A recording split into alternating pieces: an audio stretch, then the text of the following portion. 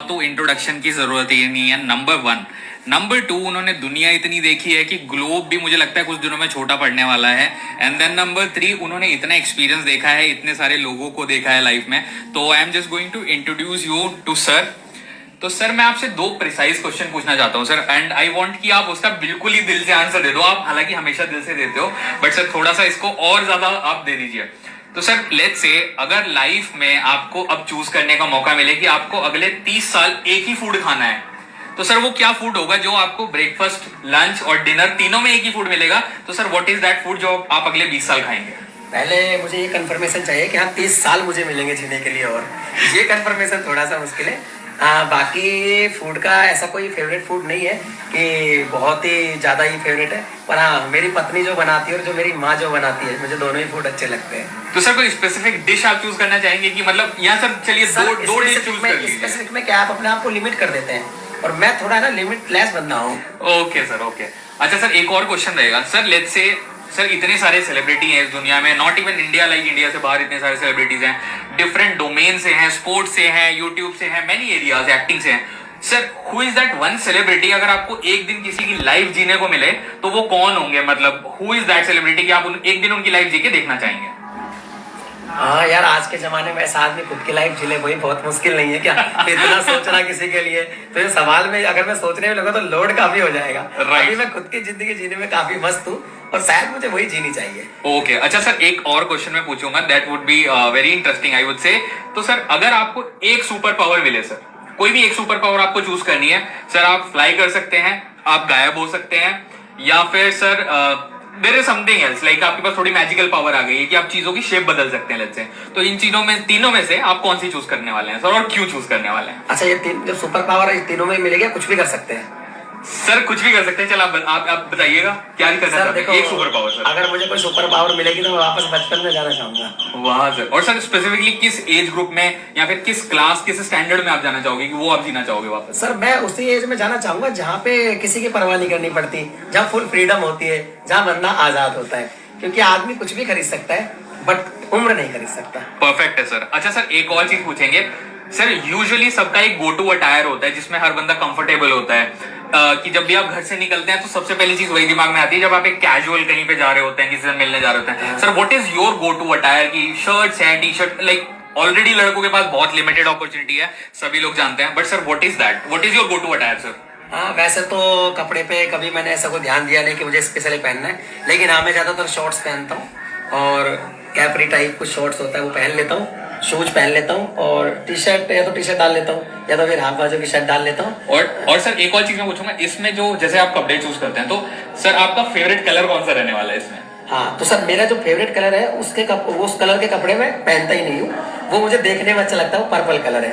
Purple colour है, okay sir. और ज्यादातर मैं जो कपड़े वियर करता हूँ उसमें मेरा जो फेवरेट है, मोस्टली मैं जो प्रेफर करता हूँ येलो कलर को करता हूँ। ओके। और आपने जैसा कहा ना कि लड़कों के पास ज्यादा ऑप्शन नहीं होते कपड़ों के, उसकी भी एक वजह है सर कि जो मेल होते हैं ना वो एक्चुअली नेचुरली सुंदर होते हैं, उनको किसी ब्यूटी पार्लर की जरूरत ही नहीं होती बेसिकली। परफेक्ट है सर, परफेक्ट है। अच्छा सर एक लास्ट क्वेश्चन होने वाला है कि सर जब भी आपको एक एंटरटेनमेंट चाहिए होता है, लेट्स से कि आपको अपना मूड लाइट करना है कि आज मैं थोड़ा चिल करना चाहता हूँ and I want to do something कि जो मेरा मूड लाइट करे, तो सर लाइक यूजुअली लोग अपने दोस्तों से मिलने जाते हैं या फिर कुछ एक्टिविटी करते हैं। अदर देन वीडियो सर मैं जानना चाहूंगा, आप वीडियो तो बनाते हैं, अदर देन वीडियो सर आप वो क्या एक्टिविटी चूज करेंगे to light up your mood? देखो कभी कभी ऐसा होता है तो मैं 2 चीजें इस्तेमाल करता हूँ, या तो मैं घूमने जाता हूँ पहला, या कभी कभी मैं लाइव स्ट्रीम करता हूँ। लाइव स्ट्रीम करते हैं? अभी भी हम लाइव स्ट्रीम कर रहे हैं ना? राइट सर, मतलब अभी मैं चिल कर रहा हूँ। Okay so perfect sir, perfect sir. इतने बेहतरीन आंसर देने के लिए आई थिंक सब लोगों को बहुत कुछ सीखने के लिए मिलने वाला है, क्योंकि ये चीजें होती हैं, कोर चीजें होती हैं, बट आई थिंक लोग इन्हीं पे ध्यान नहीं देते हैं एंड देन दे रियलाइज। तो सर मे बी वन थोड़ा सा हल्का सा सर सीरियस नोट होने वाला है सर, एक पर्टिकुलर एडवाइस जो कि आप किसी भी यूथ को देंगे, लेट्स से अगर हमारे देश में कोई इस टाइप 20 से 25 साल का, 20 से 22 साल का सर, वो जो एज ग्रुप है 20 से 22, 2 साल में मैं लिमिट करूंगा, जो कि आप एक ग्रेजुएशन लेवल पे पहुंचते हो, तो सर उनके लिए क्या एडवाइस रहेगी आपकी, एक जेनरिक एडवाइस जो कि वो गलती करते हैं आपके हिसाब से? हाँ मेरे हिसाब से थोड़ी बहुत गलती वो करनी भी चाहिए, क्योंकि जो व्यक्ति अपनी गलतियों से सीखता है ना वो जीवन में कहीं नहीं सीखता। थोड़ी बहुत वो गलती करें बहुत बढ़िया है, जो गलती बिल्कुल नहीं करेगा मतलब वो कुछ सीख ही नहीं रहा है। तो छोटी मोटी गलती होनी चाहिए इस लाइफ में, कोई ऐसा प्रॉब्लम वाली बात है, तो लोड नहीं लेना चाहिए सर, बट गलती से सीखना चाहिए, मतलब दैट्स द पॉइंट। अगर गलती से आप सीखते नहीं हो तो वो मिस्टेक है। अगर सीखते हो तो फिर वो मिस्टेक नहीं, वो लर्निंग प्रोसेस है। परफेक्ट है sir, I think it's again a great advice. अच्छा sir, maybe closing note पे मतलब what would be your go to line sir? हर बंदे का एक मोटिवेशन होता है कहीं ना कहीं, और सर वैसे सेल्फ मोटिवेशन भी एक चीज होती है, तो sir what motivates you? Like आपका खुद आपको मोटिवेट करते हैं, आपके नंबर्स आपको मोटिवेट करते हैं, पैसा आपको मोटिवेट करता है, या फिर आप जब वो पॉजिटिव रिस्पॉन्स देखते हैं या इम्पैक्ट देखते हैं, आपको क्या मोटिवेट करता है? वैसे तो सर सेल्फ मोटिवेशन से बड़ी कोई चीज नहीं होती। मान लो कोई मोटिवेशनल स्पीकर है, उसकी वीडियोस मेरे को मोटिवेट करती है, और मैं उनकी वीडियो से मोटिवेट होकर माउंट आबू पे चढ़ाई करने चला गया। अब आधे में गया, मेरे मोटिवेशन टूट गया, फिर मुझे लगा यार मुझे तो वही वीडियो देखनी पड़ेगी, वहां तो इंटरनेट आएगा नहीं, मतलब मैं तो चढ़ ही नहीं पाऊंगा। इसलिए सेल्फ मोटिवेशन बहुत बढ़िया है। अब सेल्फ मोटिवेशन की बात है तो एक बार बहुत ही ऑनेस्टली स्पीकिंग, पैसे से बड़ा कोई मोटिवेटर नहीं होता, इसलिए पैसे से बड़ा मोटिवेशन कुछ होना भी नहीं चाहिए। ओके, तो सर आई थिंक ये बहुत ही लोग मिस इंटरप्रेट लोग करते हैं। कहते नहीं है, लेकिन हाँ ये बात सच है कि पैसे से बड़ा कोई मोटिवेटर होता नहीं है। हाँ सर, ये थोड़ा मिस इंटरप्रेटेड है हमारी सोसाइटी में। आई थिंक इसके बारे में उतना ओपनली बात होती नहीं है, मतलब वो थोड़ा लर्निंग को शुगर कोट करके इस बात को कहना चाहते हैं। सर मेरे को पर्सनली ऐसा लगता है कि आप कहीं से भी पैसा हटा दोगे ना, वो चीजें खत्म हो जाएगी। जैसे आज हम बहुत धार्मिक हैं, हर टेम्पल में जाते हैं, टेम्पल से ही पैसा हटा दो, टेम्पल खत्म। जीवन से पैसा हटाओ, जीवन खत्म। यानी पैसा भगवान नहीं है, लेकिन भगवान से कम भी नहीं है। तो सर मतलब हर चीज के बैकबोन में कहीं ना कहीं फाइनेंस डेफिनेटली है। अगर सर आपको प्रैक्टिकल देखो, लाइफ है ना हमेशा प्रैक्टिकल में जी जाती है, और प्रैक्टिकल में पैसे की रिक्वायरमेंट होती है, और बाकी जो इमोशनल है, बाकी सब कुछ है, उसमें लाइफ जी नहीं जाती। आप उसमें सोच सकते हो, कल्पना कर सकते हो, लेकिन जब कल्पना को आप सच करोगे तो प्रैक्टिकल में करनी पड़ेगी। तो प्रैक्टिकल का मतलब यही है कि, और दूसरी बात एक और है कि कई बार आदमी बहुत स्ट्रेस लेता है, उसकी भी एक वजह है कि एक तो वो पास्ट के बारे में सोचता है जिसको सही नहीं कर सकता, इसलिए उसको स्ट्रेस है। एक वो फ्यूचर पे ज्यादा सोचता है, जो उसको पता नहीं कि कल वो आएगा या नहीं आएगा, और उस फ्यूचर के चक्कर में वर्तमान खराब कर देता है। जो आदमी प्रेजेंट में जिएगा वो कभी स्ट्रेस में भी नहीं रहेगा और मोटिवेट भी रहेगा। परफेक्ट। अच्छा सर, एक चीज और जानना चाहेंगे कि जैसे जनरली क्या होता है, लोग हमेशा एक बड़ी अपॉर्चुनिटी का वेट करते हैं कि मतलब ये काम मेरे लायक नहीं है। खासकर हमारे देश में ये बहुत चलता है सर कि छोटे काम को हम उतना रेस्पेक्टफुल तरीके से नहीं देखते हैं कि मतलब अगर कोई कारपेंटर है या कोई सड़क पे अगर मोची बैठता है, सर हिंदी में मैं बात करूंगा, तो उनको हम उतना रेस्पेक्टफुल तरीके से नहीं देखते हैं। तो सर आपको क्या लगता है कि मतलब ये चीज हमें इंप्रूव करनी चाहिए as a country, as a continent? क्योंकि एशिया में आई थिंक ये थोड़ा सा सर हर जगह है, जबकि आई थिंक जो मे बी यूरोपियन कल्चर है वहां पे ऐसा नहीं है, क्योंकि कुछ है। तो सर व्हाट यू थिंक कि क्या ये जो एक दायरा, एक बेसिकली सोच जो डेवलप करते हैं, इनफैक्ट पेरेंट्स भी डेवलप करते हैं कि ये छोटा काम है, ये तुम नहीं करोगे, ऑटो नहीं चलाने देगा कोई अपने बेटे को, sir what you think is it right way, या फिर हमें थोड़ा मेंटली ग्रो होने की जरूरत है? देखो सर, ये सारी चीजें ना ईगो की वजह से होती है। हमारे इंडिया में जहां तक मैं घुमा, ईगो बहुत ज्यादा है लोगों में, तो लोगों को काम छोटे लगते हैं, पर मेरी नजर में कोई भी काम छोटा नहीं होता। आपने मोची की बात कही, मोची ब्रांड भी है सर। Correct sir. डिपेंड ये नहीं करता आप काम क्या कर रहे हो, डिपेंड ये करता आप काम को कैसे कर रहे हो। वो जो कैसे है ना, उसको आपको बदलना है। आपकी जहाँ आप रहते हो, आपकी सिटी में एक छोटा सा हलवाई गली में रहता होगा, उसके छोटी सी एक दुकान होगी, 2-3 कस्टमर आते होंगे। एक ऐसा भी हलवाई होगा जिसकी बहुत बड़ी स्वीट शॉप होगी और बहुत ज्यादा कस्टमर आते होंगे। दोनों हलवाई है, दोनों स्वीट्स ही बेच रहे हैं। डिपेंड कर रहा है कौन काम को किस स्केल पे कैसे कर रहा है। तो कभी भी काम से कोई मतलब नहीं है, आप कैसे कर रहे हो उस पर डिपेंड होना चाहिए। और फैमिली क्या है, हमको लगता है कि वो काम मेरे लायक नहीं है, वो काम मेरे लायक नहीं है। मैं उनसे सबसे एक ही सवाल पूछता हूँ, अगर सभी लोग अमीर हो जाएंगे और सभी लोग काम करना बंद कर देंगे, तो आप बाल किससे कटवाओगे, आप कपड़े किससे सिलवाओगे, आप मुझे बताओ। तो जीवन में सब चीजें जरूरी है और एक लेवल पे जरूरी है। जब तक आप छोटे काम नहीं करोगे, बड़ा नहीं कर पाओगे, तो आप सीख ही नहीं पाओगे। करेक्ट। अच्छा सर, एक और चीज वो मैं आपसे जानना चाहूंगा सर, जनरली क्या होता है जब बच्चा स्कूल में होता है हमारे देश में, तो पेरेंट्स ना काफी स्ट्रेस खुद भी लेते हैं और बच्चों को भी देते हैं कि एक प्री डिफाइंड माइंडसेट है सर कि 10th कर लो तो लाइफ शॉर्ट है, फिर 12th कर लो तो लाइफ शॉर्ट है, बोर्ड्स में अच्छे एग्जाम ले, फिर बीटेक में एडमिशन ले लो, सर जो जेनरिक थॉट चलता है। सर डू यू थिंक कि ये करेक्ट तरीका है बच्चों को ग्रो करने का, उनके माइंड में इस तरह के लाइफ स्टाइल के ये जो माइलस्टोन सेट करे जा रहे हैं? क्योंकि सर लाइफ तो कभी सेट नहीं होती आई थिंक। तो सर व्हाट यू थिंक कि मतलब कहाँ पे पेरेंटिंग में भी थोड़ा सा क्योंकि आप पेरेंट हैं सर, ऑब्वियसली आपने ये सब चीजें देखी हैं, आपके फ्रेंड्स हैं बहुत सारे जिनके बच्चे हैं, तो sir what you want to say about this? देखो सर, पेरेंट्स का क्या है कि कई पेरेंट्स ऐसे होते हैं कि उनकी इच्छा थी कुछ करने की, वो नहीं कर पाए तो चाहते हैं मेरा बच्चा कर ले। बिल्कुल सर। तो ये बहुत ज्यादा है। अभी मैं कल भी एक शो देख रहा था, तो एक पिताजी ने अपने बेटे से 19 साल बाद नहीं की सर्विस की है, क्योंकि वो एक बड़े डॉक्टर बनना चाहते थे, वो बन नहीं पाए, तो चाहते बेटा बने, बेटा बने। तो अपनी इच्छाएं दूसरे पे डाल देना, ये तो एक बंदी से बनाना हो गया। हाँ मानता हूँ, पेरेंट्स को आपका अधिकार है, बट मेरे हिसाब से आपको खुद नहीं पता कि आपके बच्चे को क्या करना है। अभी मान लो मेरे पिताजी मुझसे कहते हैं कि भाई तुझे डॉक्टर बनना है, तो मेरे को डॉक्टर बनना ही नहीं था। तो अगर मैं उनकी सलाह पे चल लेता और वो सारा मेरे पे बंदी से होती, तो मैं कुछ भी नहीं कर पाता। तो आदमी को मेरे हिसाब से बच्चों को थोड़ा फ्री छोड़ना चाहिए और निगरानी भी रखनी चाहिए।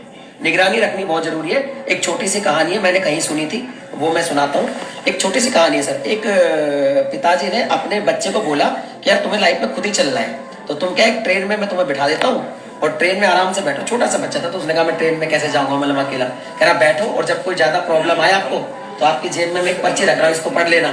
तो वो बच्चा ट्रेन में जाने लगा, तो सबने देखा अकेला बच्चा छोटा जा रहा, तो बहुत सारे लोग वो देखने लगे।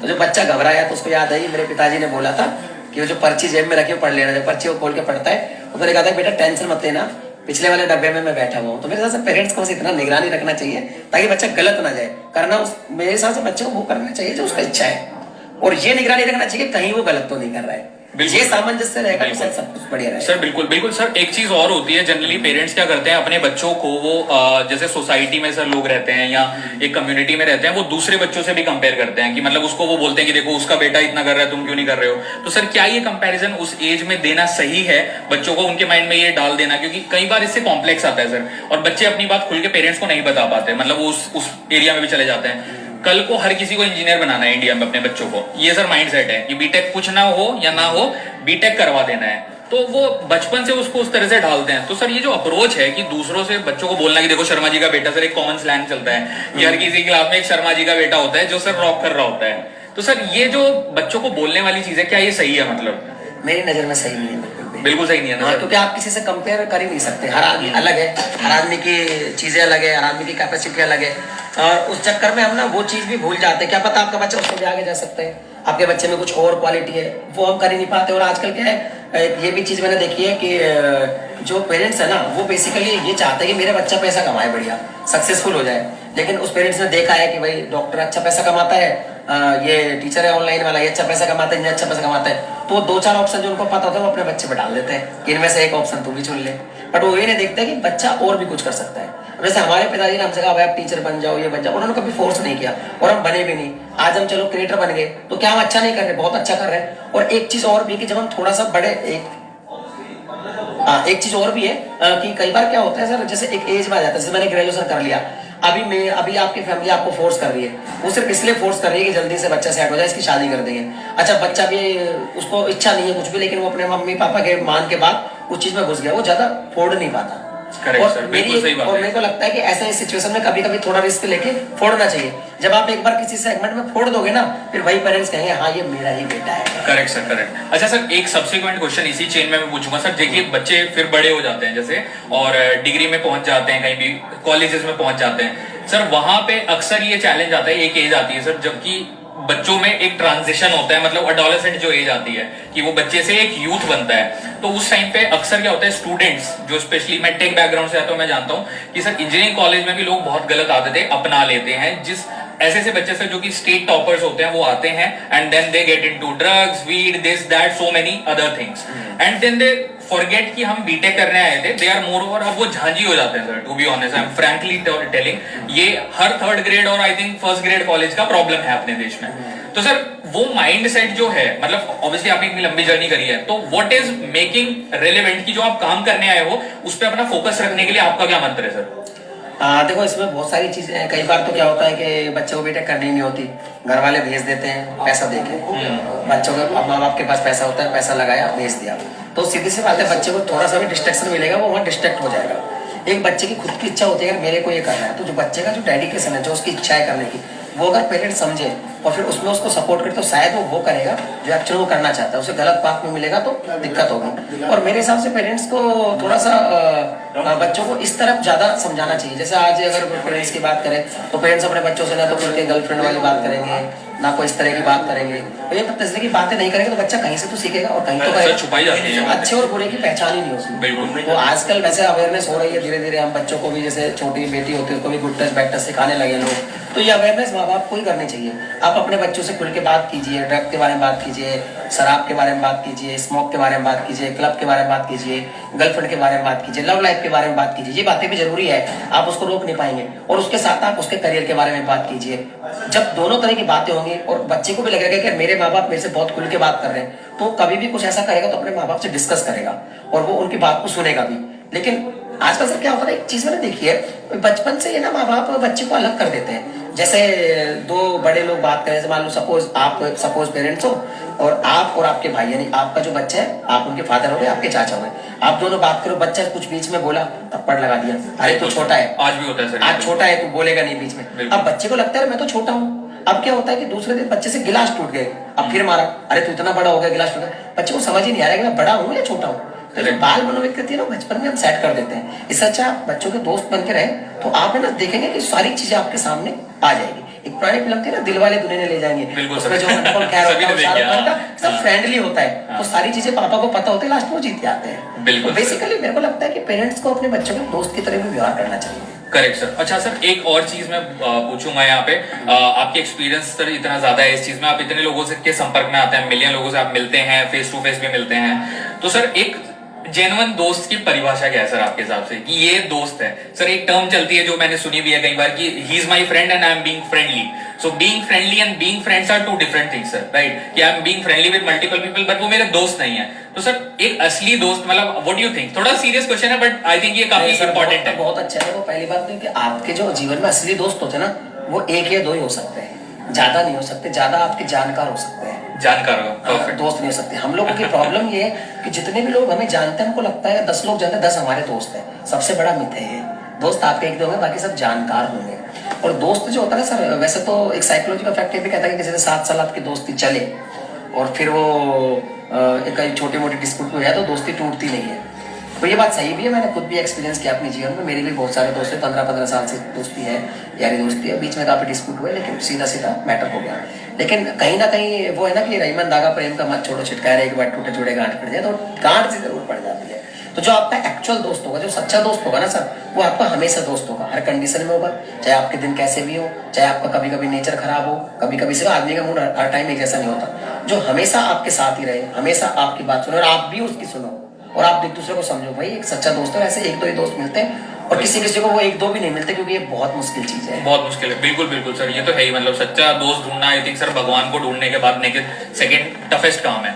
अच्छा सर, एक चीज और मैं यहाँ पे पूछना चाहूंगा। जनरली सर ये जो वर्ल्ड है पूरा, I think not even YouTube sir, कोई भी जो मीडिया वाला रिलेटेड है, तो ये काफी फैसिनेटिंग दिखता है सर। और आई थिंक लोग दूर से चमक देखते हैं एंड हर किसी को लगता है कि मैं तो कर सकता हूँ, ये सर बहुत कॉमन है। तो sir what do you think कि मतलब ये जो दूर से चमक दिख रही है, और स्पेशली जितने भी मीडिया रिलेटेड चीजें हैं जो चमक दिखती है सर, चाहे वो इंडस्ट्री हो, चाहे यूट्यूब हो सर, कोई भी प्लेटफॉर्म हो जो आए या गए सर, तो सर ये जो चमक है, क्या वो उतनी ही चमकीली है अंदर से, या फिर कहीं ना कहीं मतलब what you think about it sir, तो कहीं खोखलापन है, या there is it's a normal thing कि जो लोग रियलाइज करते हैं कि मतलब बहुत चमक रहा है, तो उतना ही दिखता है सर लोगों को, बाहर से रैपर दिखता है सर। तो what you think about it sir? हाँ, ये बात बहुत अच्छी है। एक्चुअल में क्या है, मेरा भी स्टूडियो घर पे ही है, बेसमेंट में मेरा स्टूडियो है। तो मैं सुबह 9 बजे जाता हूँ, 9 बजे सुबह चला जाता हूँ अपने बेसमेंट में, और रात को 8-9 बजे तक बेसमेंट में रहता हूँ, काम करता हूँ कंटिन्यू। तो लोगों को लगता है कि अरे यार, ये आदमी काम तो करता ही नहीं है, ये तो घर में ही रहता है दिन भर, और ये फिर कभी विदेश घूम रहा है, कभी कुछ खरीद रहा है, कभी कुछ खरीद रहा है, ये काम तो कुछ करता ही नहीं है। बेसिकली लोगों को पता ही नहीं कि मैं अंदर बैठ के काम क्या कर रहा हूँ। बिल्कुल सर। तो ऐसे ही सर, जब मेरे आसपास के लोगों को ही नहीं पता, तो जो लोग मेरे व्यूअर देख रहे हैं उनको तो वाकई में लगेगा ना कि 5 मिनट की वीडियो है, ये तो इजी है, मैं भी कर सकता हूँ। तो अगर आपको लगता है कि आपके लिए सच में इजी है, तो आपको करके देखनी चाहिए। और अगर आपके लिए इजी होगी तो आप भी कर पाओगे, और अगर आपके लिए टफ होगी तो आपको पहली वीडियो में समझ में आ जाएगा कि ये टफ कितनी है। मेरे 5 मिनट की वीडियो बनाने के लिए मेहनत कितनी लगती है, कितना टाइम लगता है। हो सकता है आपसे 5 दिन लगे, हो सकता है 5 घंटे लगे। बिल्कुल सर। और सर इनफैक्ट जो थोड़ा कंटेंट इनिशियली क्रिएट करते हैं, आई थिंक आसपास का circle is always they make fun of it कि कुछ तो कर रहा है ये। चलिए सर आगे बढ़ते हैं। थोड़ा एक लास्ट चीज मैं पूछूंगा, देन सर आपको मैं सर बिल्कुल, आपने इतना समय दिया उसके लिए धन्यवाद, फिर मैं आपको बिल्कुल फ्री करता हूँ। सर जो कंटेंट है बेसिकली, इसके पीछे हमारे इतने फेलियर होते हैं। एक वीडियो बनाने से पहले हमारे फेलियर टेक भी बहुत सारे होते हैं, जब हम भी, और सर हम भी इंसान हैं, तो हर दिन सर हमारे भी नेचुरल प्रॉब्लम्स भी हैं सर, घर में पानी नहीं आया कई बार, basic things I am talking about, तो वो आप भी फेस करते हैं सर, सभी फेस करते हैं। तो सर उसके बाद भी लोग कहीं ना कहीं ये नेगेटिव कमेंट्स वगैरह कर देते हैं, राइट? और पॉजिटिव सर प्यार बहुत मिलता है, बट नेगेटिव भी बहुत मिलता है। तो सर उन नेगेटिव लोगों को आप क्या कहना चाहोगे, कि जो बेसिकली जिनका मुद्दा ही है कि सोशल मीडिया पे आना है और नेगेटिव कमेंट करना है, पॉजिटिव चीज पे भी नेगेटिव लिख के जाना है इनिशिएटिव के ऊपर? देखो, मेरी बात तो है कि जो लोग नेगेटिव कमेंट करते हैं, उन पे गुस्सा होने की बजाय मुझे तरस आता है, क्योंकि वो कुछ कर ही नहीं पा रहे बेचारे। वो अपनी फ्रस्ट्रेशन आके मेरी वीडियोस में निकाल रहे हैं। अच्छा वो आपको कमेंट कर रहे हैं, आपकी इंगेजमेंट बढ़ रही है, यानी कि आप उससे पैसा कमा रहे हो, आपका वीडियो और ज्यादा जाएगा। और इस बात का उनको भनक भी नहीं है। वो इस टाइम को अगर खुद से कंटेंट क्रिएट करने में लगाते तो शायद उनको बेनिफिट होता। उनको बेनिफिट हो नहीं रहा, वो अपना समय भी खराब कर रहे हैं, कमेंट भी लिख रहे हैं, बुरे भी बन रहे हैं। तो मुझे कभी उन पर गुस्सा नहीं आता, मुझे तरस आता है। तरस आता है सर, मतलब सर ये तो आपने एक्चुअली उनका पूरा खंडन ही कर दिया नेगेटिविटी का, मतलब पूरी नेगेटिविटी मतलब फिनिश हो सर गई। कोई भी व्यक्ति जीवन में नेगेटिविटी लेके बढ़ नहीं सकता। कोई भी व्यक्ति, आप हो मैं हूँ, आदमी को पॉजिटिव ही रहना पड़ेगा। और हर चीज के दो पहलू है, आप किसी भी चीज में नेगेटिव सोच सकते हो और किसी भी चीज में पॉजिटिव सोच सकते हो, सिंपल सी बात है और कुछ भी नहीं है। तो आप जब भी आपको लगे कोई नेगेटिव व्यक्ति, तो इसका मतलब वो कर नहीं पा रहा है।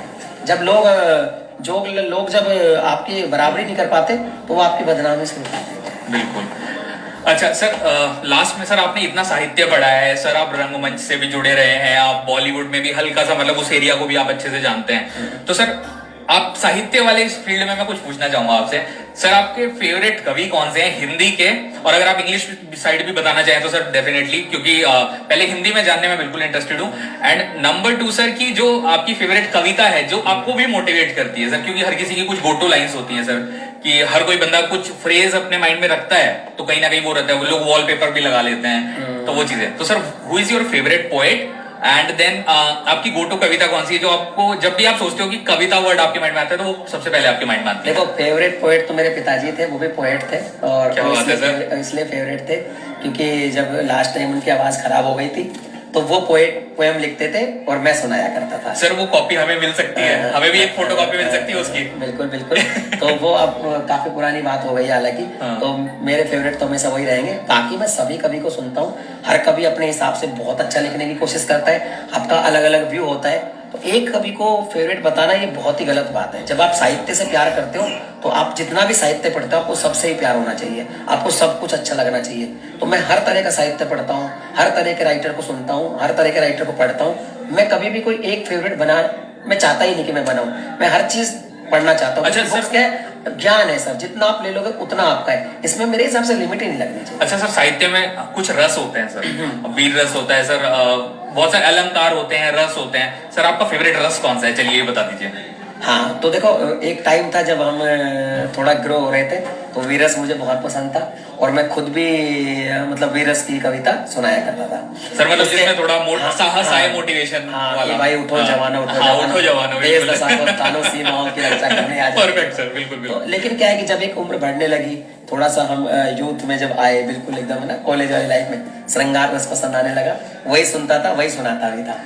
और अब क्या जीवन में बहुत स्ट्रेस, बहुत काम है, तो अब जब मुझे लगता है तो मैं हास्य रस सुनता हूँ, क्योंकि हास्य से बड़ा कोई आपको एनर्जी दे नहीं पाता है। तो आप मुझे हास्य रस पसंद करें। सर बहुत ही मैं धन्यवाद करूंगा इस आंसर के लिए। अगेन आपने पर्सनल टच भी इसमें शेयर किया, जो आपने अपने पिताजी की कविताओं के बारे में बात करी, तो मैं बहुत ही actually I am very oblige कि आपने मुझे उस लायक समझा कि आपने पर्सनल चीज शेयर करी। So really thank you so much for that sir. इस लाइव को गाइस हम यहीं पे एंड करेंगे। आप देख सकते हैं कि सर ने कितनी इंपॉर्टेंट बातें बताई हैं, एंड इतना डीप बातें आपको हर कोई नहीं करता हुआ मिलेगा, जैसे कि सर ने दिल से एकदम खोल के बात आपको बताई है।